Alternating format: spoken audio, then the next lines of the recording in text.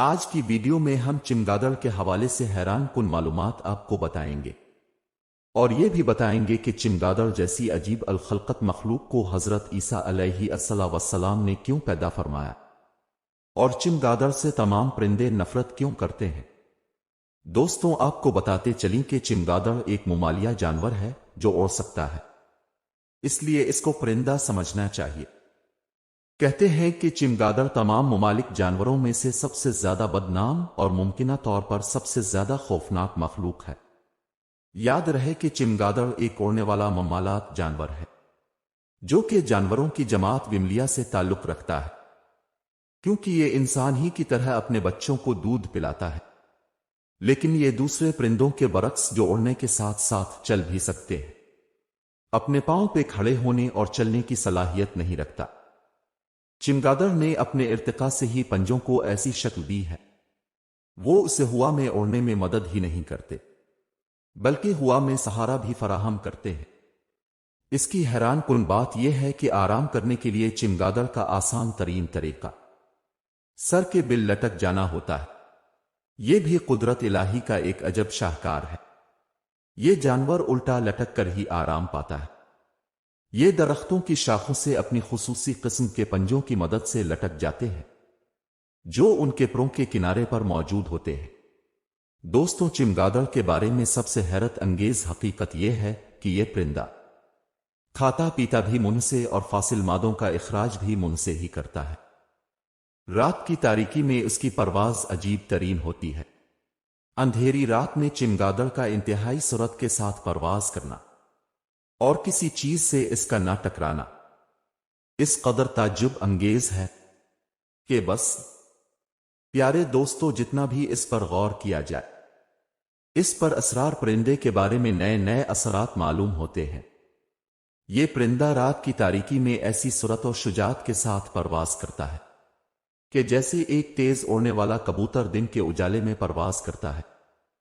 کہتے ہیں کہ اس پرندے میں اطلاع دینے کا صوتی نظام موجود ہے۔ اگر اس میں یہ نظام موجود نہ ہوتا تو یہ بڑی احتیاط سے اور آہستہ آہستہ پرواز کرتا۔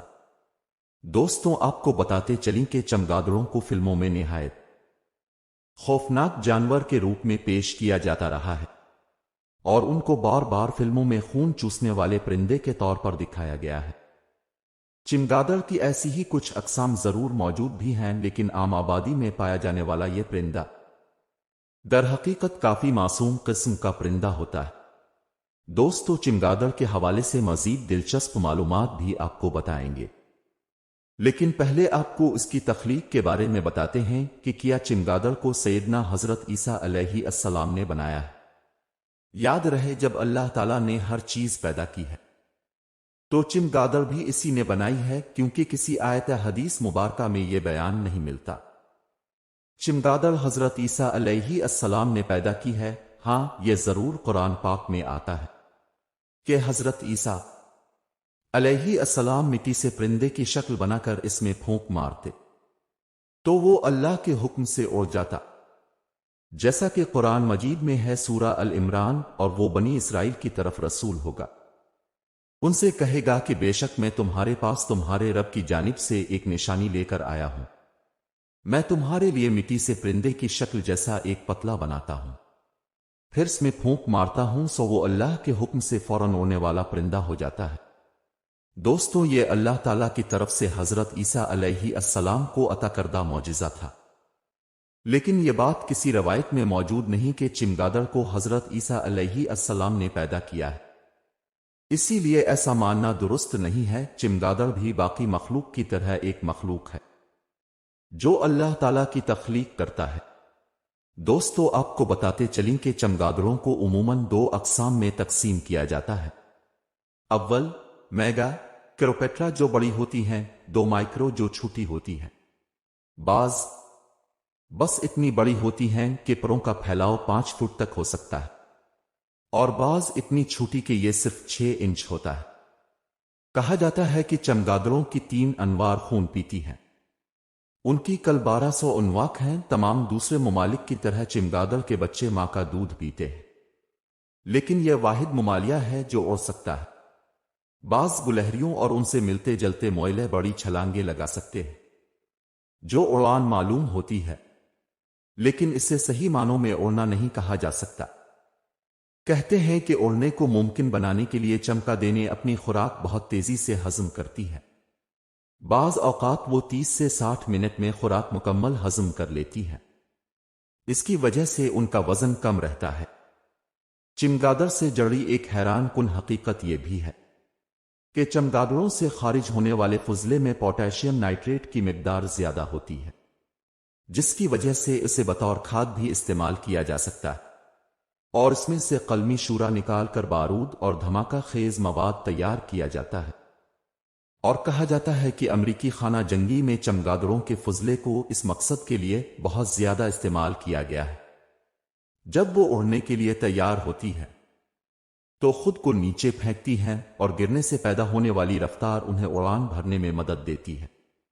یاد رہے، عام پرندوں کی ٹانگیں چمگادڑوں کے برعکس لمبی اور مضبوط ہوتی ہیں، اس لیے وہ دوڑ کر اڑان بھر سکتے ہیں۔ تاہم چمگادڑوں کی 6 ایسی اقسام ہیں جو الٹا نہیں لٹکت۔ اب آپ کو یہ بھی بتاتے چلیں کہ عام تاثر یہ ہے، چمگادڑیں دیکھ نہیں سکتی، اندھی ہوتی ہے، لیکن حقیقت یہ ہے کہ چمگادڑوں کی صرف چھوٹی صوتی لہروں سے مقام اور رخ کا تعین کرتی ہیں۔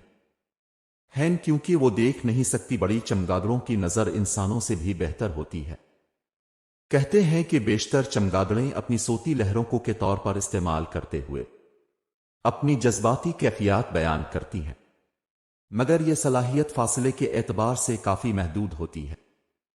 کچھ اقسام میں یہ 10 میٹر 30 فٹ تک ہوتی ہیں۔ تاہم ایک حالیہ تحقیق میں یہ بات سامنے آئی ہے کہ چمگادڑیں بھی اپنی اس محدود صلاحیت سے واقف ہیں، اور اسی لیے وہ اکثر گروپس کی شکل میں شکار کرتے ہوئے ایک دوسرے کی آوازوں کو استعمال کرتی ہیں اور اپنی رینج 160 میٹر تک بڑھا دیتی ہے۔ یہ بالکل اسی طرح کا کمال ہے جیسا وائی فائی ہاٹ سپاٹس کا نیٹ ورک کرتا ہے۔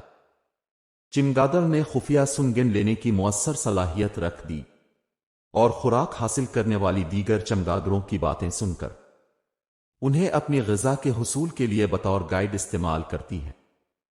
تاہم چمگادڑ نے اپنی رینج کو بہت زیادہ بڑھانے میں ناکام رہتی ہے، کیونکہ ان کی شکاری پارٹی کی تعداد محدود ہوتی ہے، ورنہ فضا میں آپس میں ٹکرانے کا خطرہ بڑھ جاتا ہے، جس کی وجہ سے آواز کی رینج کو بڑھانے کے لیے قریب رہنا ہوتا ہے۔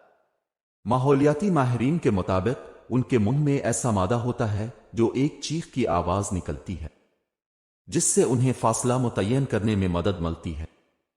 اسی خاصیت کی بدولت وہ راستے کا تعین کرتی ہے۔ چمگادڑ کے آواز نکالنے کے عمل کو کہا جاتا ہے۔ آپ کو یہ جان کر حیرانگی ہوگی کہ شیطانی کاموں کے لیے بھی ماضی میں چمگادڑوں کا استعمال کیا جاتا رہا ہے، مگر اب یہ سلسلہ معدوم ہو گیا ہے۔ کہا جاتا ہے کہ چمگادڑ گھونسلے نہیں بناتی، بلکہ پرانی عمارتوں، غاروں اور درختوں سے اپنے پنجے کے بل لٹک کر زندگی گزارتی ہے۔